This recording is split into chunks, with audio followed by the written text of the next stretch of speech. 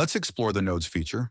Double-click on the pattern to activate Nodes mode, and to exit, just double-click outside the pattern. You can also select the pattern and toggle the Nodes tool from the top menu bar to enter Nodes mode. Zoom in a bit and drag around the area you want to select by pressing Ctrl on your keyboard. Once selected, simply press Delete on your keyboard, and it's done. Now just zoom in a little and adjust the point you deleted by right-clicking on an anchor point and selecting Delete Point to adjust the points, and you are all set.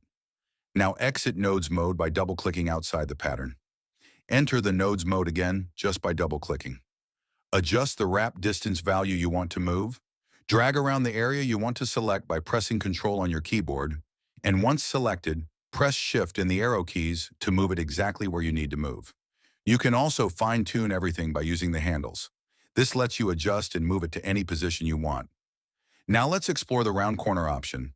Switch to Nodes mode, left-click the anchor point, and choose Insert Point wherever you want to place one. Insert a second point again. Now after adding, just select the center point and delete it. Now you can adjust the corner by the handles.